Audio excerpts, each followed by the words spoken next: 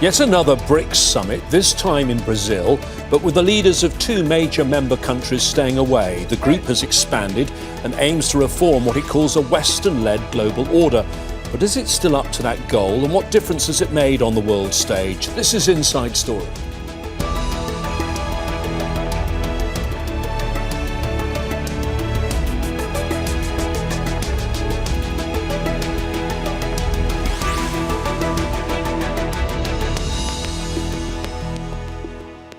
Hello again, I'm James Bays. The 17th BRICS summit takes place in Brazil, again aiming to balance Western economic power and political dominance.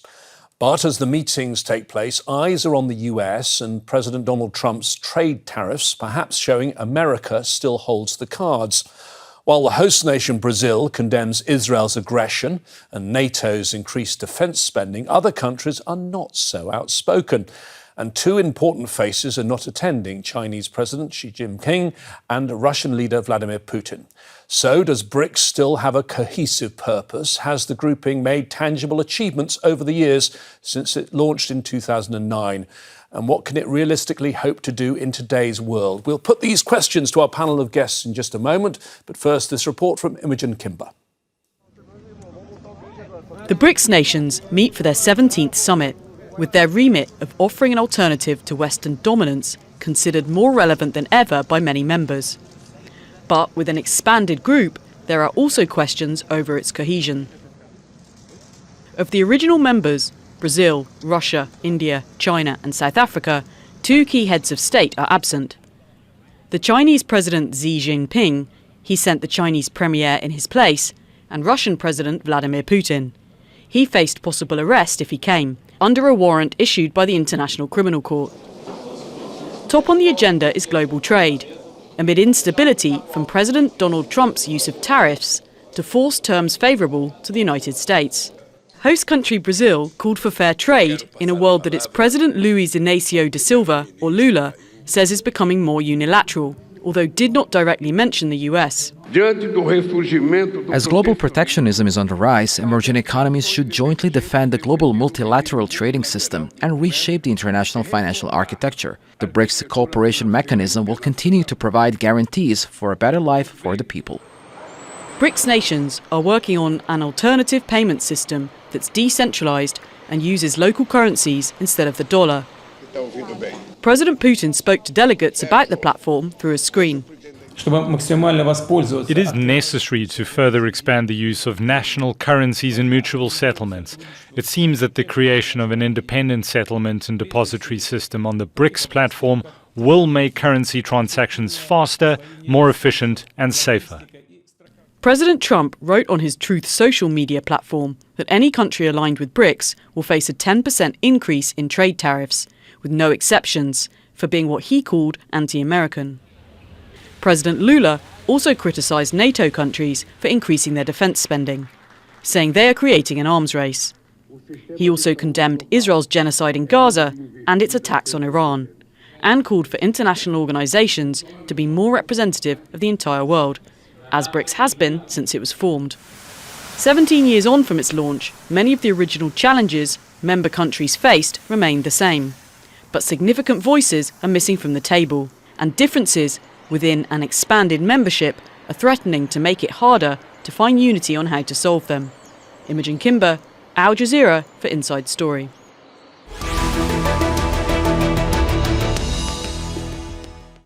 Well, let's discuss all of this further with our guests today.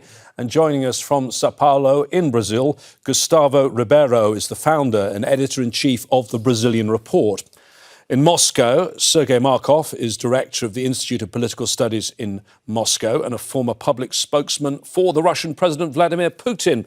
And in Manila in the Philippines, Jayant Menon is a former lead economist at the Asian Development Bank and a visiting senior fellow at ICS Yusof Ishak Institute in Singapore. Thank you, all three of you, for joining us. Let's go to the basics. So we have BRICS.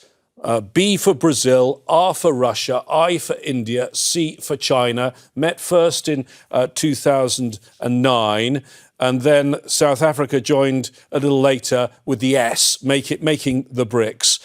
Gustavo, since then, they've expanded. In fact, they're more than double in size. So they've expanded in the size. They're bigger, but are they bolder? No, I think the expansion has exacerbated a big problem that the BRICS have, which is it is an alliance of countries that are way too different, with very different economies, with different geopolitical strategies and different goals. So, for instance, when you look at this year's BRICS declaration, it is vague on many aspects, and it shows that it is really hard for authoritarian countries, big democracies, and everything in between to reach consensus on several key issues. The BRICS is, especially with this new expansion, with the introduction of countries like Iran, of Saudi Arabia, has been deemed this sort of anti-Western alliance. I would not agree with that. If you take a look at the efforts, for instance, by Brazilian diplomacy or Indian diplomacy to remove anything that could look like anti-Western language in the declarations, it shows that this is not. This is a way for developing nations to try to get more of a clout on global governance bodies, but not necessarily be in frontal opposition to Western institutions. So, Sergey, that point, very different nations with very different agendas. Your country, Russia, was one of the founding nations. Is there a problem currently with a lack of shared goals and common values, given the difference of all these nations? Yeah, it's the problem. And I have but another opinion. I think it's not some kind of alliance of the nations. It's more alliance of civilization.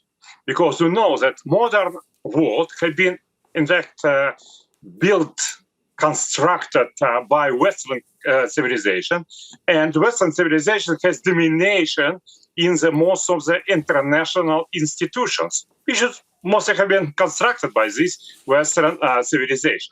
And but now we can see that another civilizations, like Russian civilization and as Indian civilization, Chinese civilization, South American civilization, African civilization, they are arising. Their influence became bigger, and now they have a very clear position. Please give us more power in the modern international organizations.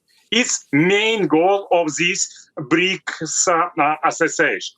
Another goal is to help each other in the solving one problem, the problem of sovereignty, because Western civilization still has goal of domination and diminishing of sovereignty of another countries. It moves all these countries close to each other in solving one problem, protecting, defending own sovereignty from possible domination of the Western countries. It's another goal.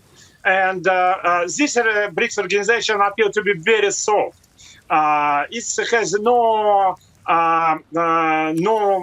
leading, no chairmanship, no some kind of secretariat and so on.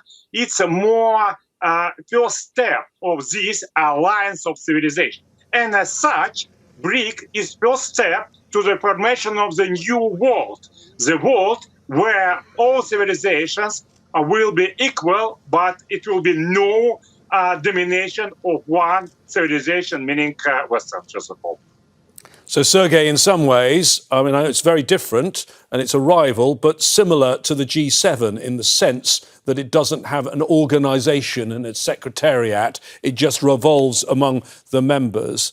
Geont, if I can ask you as our economist to perhaps compare BRICS to the G7. BRICS accounts for 44% of global GDP, as I understand it, and now with its new members, more than 56% of the world's population. Yes, so it's a very significant grouping when you look at those sorts of metrics. It's even a larger share of the world population. So we cannot ignore this grouping. The issue now is, as my co-panelists have raised, is how much of a common position these countries can arrive at on a host of issues, including the economics.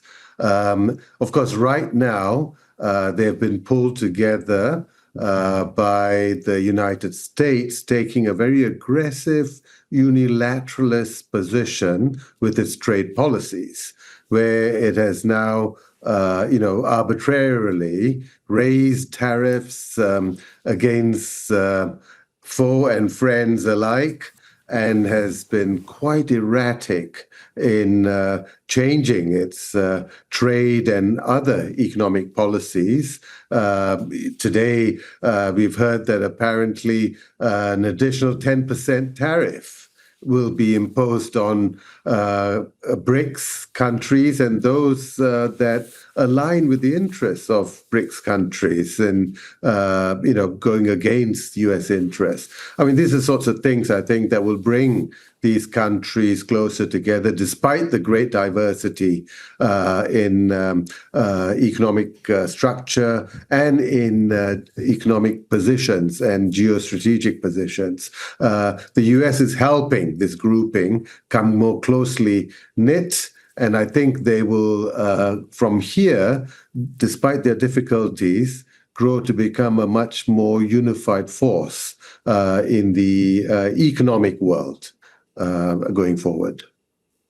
Gustavo, your president, Brazilian president, told, and who's chairing this, told the leaders that BRICS is the heir to the non-aligned movement. That's from the Cold War, from the 1950s, founded in the aftermath of the Korean War. I mean, the question here, is it part of a non-aligned movement, or is it an anti-Western movement? I mean, and do you think different countries have different views on this? Because in the past, there have been those that see China as using BRICS as an instrument of its foreign policy, and Russia using it to legitimize some of the things it's done. For example, its actions in Ukraine.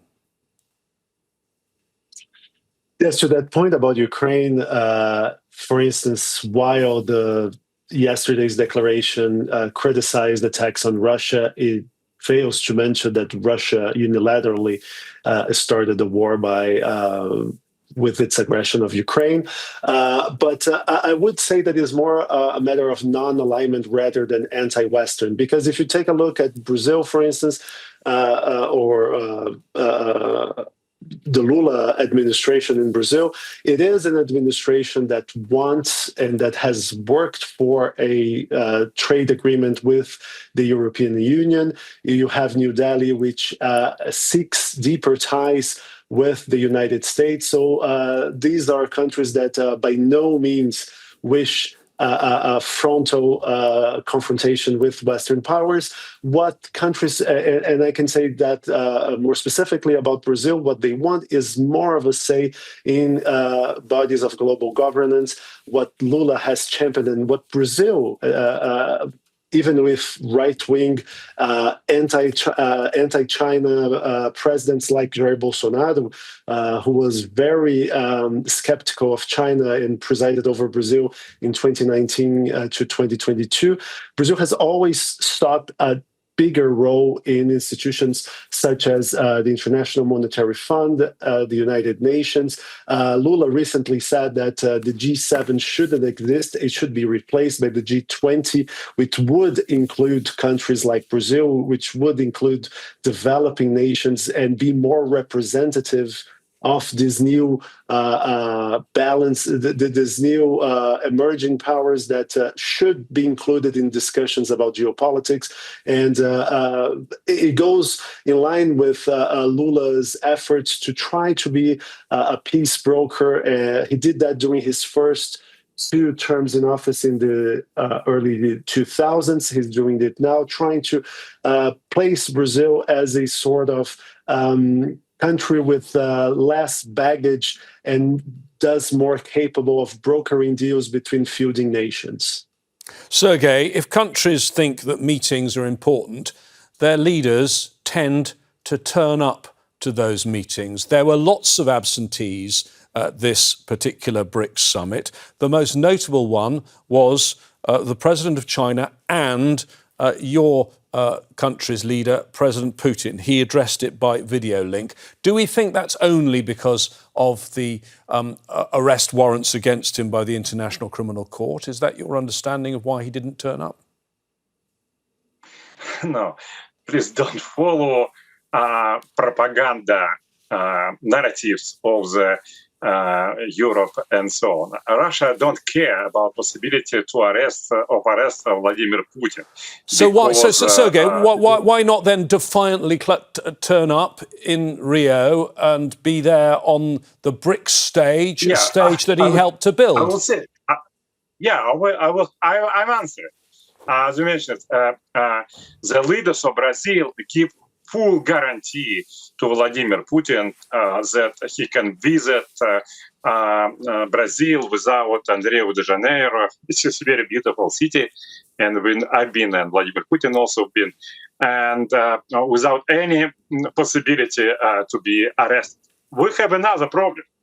We strongly believe that the regime which we fight in Ukraine is a terroristic regime, and this fully supported by such countries as Great Britain, who is taking part in the terroristic attack, including Nord Stream gas pipeline and in other issues. That's why it's very big concern that Great Britain intelligence service collaboration with deep state of United States, which is not under the full control of the president of United States, Donald Trump. This deep state also can organize terrorist attack against Vladimir Putin in above the Atlantic Ocean and so on. That's why security demands for Vladimir Putin not to attend this meeting. So just to be clear, because you are a former insider, is this your understanding of the reason? Russia was concerned that if Putin got on a plane, his plane may come under attack. Is that your understanding? Absolutely. Great Britain leaders and the deep state of the United States believe that after terrorist attack against President of Russia, Russia will not use nuclear weaponry, and it will be start of the dishandling of the political regime in Russia. And let me move on, if I can, to President Xi. And Jayant, if you can tell me, he has attended these summits ever since he became the Chinese leader, so since 2012. He was pushing for the expansion of BRICS, and yet now it's there to celebrate the expansion. He doesn't turn up. Any idea why? President Jayant, please. Yeah, okay. So I think it's obviously disappointing that President Xi was not able to attend. And as to why, I can't speak on behalf of the Chinese government, but I think there is, as mentioned already, there are divergences in positions. And there is a group that's looking to be more non-aligned, and there's another that's looking to take a much more aggressive stance, particularly against in the economic sphere, against a very protectionist U.S. administration currently. So these factors are playing out. So this has become the Modi show instead of the Xi show by his absence. But I think China will continue to play a very important role in how BRICS evolves. And these things also take time. BRICS is not that old. If you look at the longest running grouping amongst developing countries, you've got ASEAN from the region that I work in, and they are more than almost 60 years old. And, it's taken a long time for them to try and build a kind of trust and to bring the coherence in joint positions, to work out mechanisms that overcome individual country interests in light of the greater common goals that a grouping can actually aspire toward. These things take time, and building trust between members that are often, at different, taking opposing positions on various issues is difficult and has to evolve slowly. But, I know that lots of people are painting the absence of Xi as a big blow for BRICS. I don't really see it that way. I think it's a very difficult time right now with the expansion in membership, and it'll have to take a while for it to find a new equilibrium, if you like.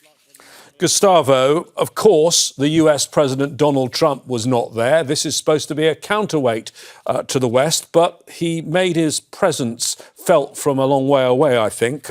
He said that he would impose an additional 10% tariff on countries that align themselves with what he described as the anti-American policies of the BRICS. Did you detect that some of the leaders were nervous about what happened about this summit, nervous about what they were going to say in their declaration, because they are still worried about those tariffs?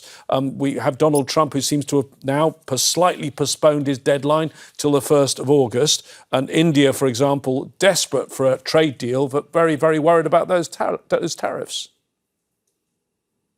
So just before I answer your question, I would just like to go back to the issue about Putin attending it, and very briefly say that actually the Brazilian government did not, at least not explicitly, give a full guarantee to Putin. What happened in 2023, prior to the G20 summit, was that Lula said that he wanted Putin to come, and then he said, well, Putin has an arrest warrant against him. If he comes, he will have to accept the consequences. Okay, thank you for clearing that point up for me. In terms of nervousness about Trump, though, do you think it was a factor? Do you think this grouping that's supposed to be there to challenge the dominance of the West is still afraid of the West in the form of Donald Trump?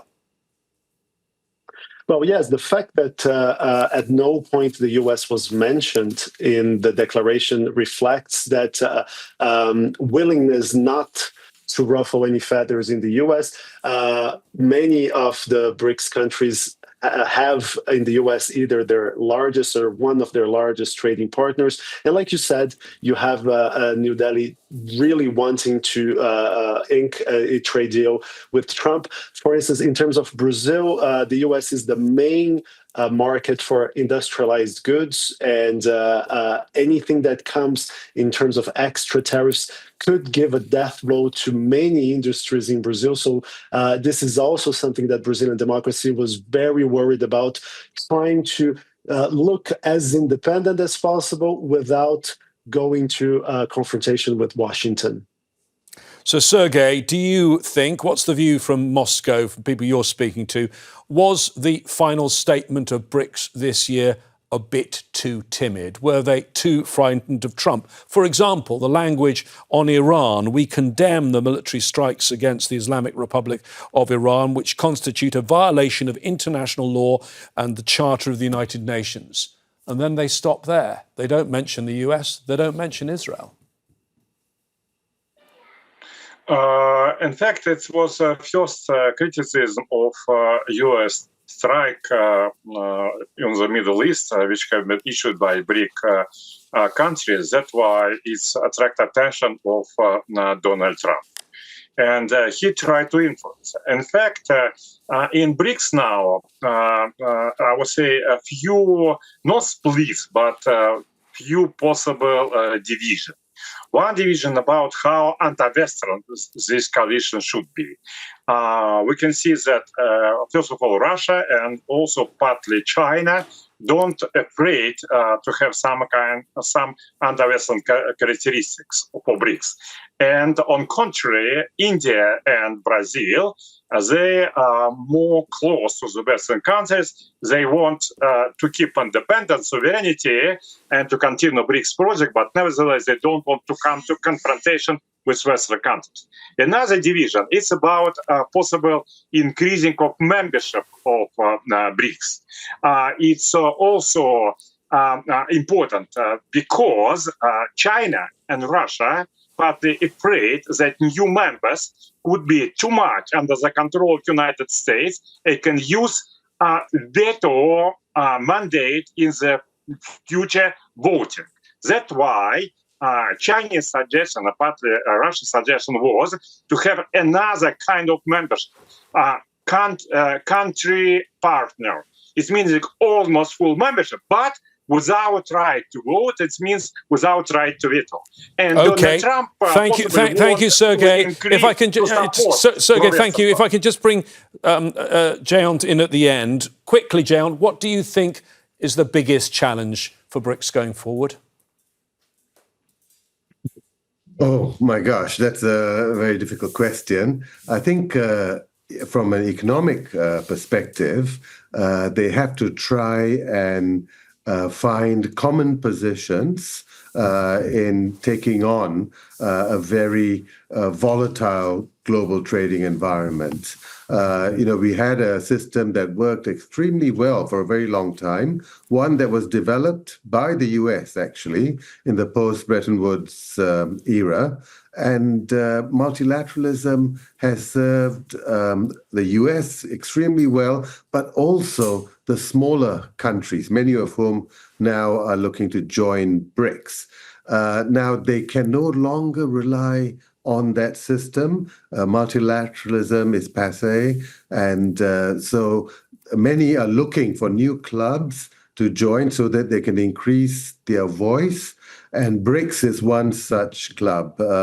And my country of birth, Malaysia, wants to be a partner without the vote, but in the grouping.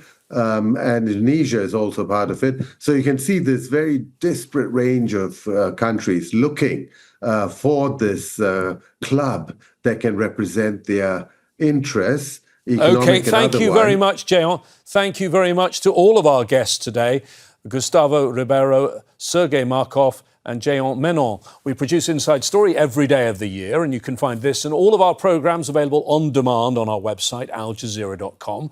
What do you think of the BRICS? Post your comment on our Facebook page. That's facebook.com/AJ Inside Story. You can also get in touch using X. Look for @AJ Inside Story. For now, that's it from me, James Bays, and all the team here. Stay safe and well. Bye-bye for now.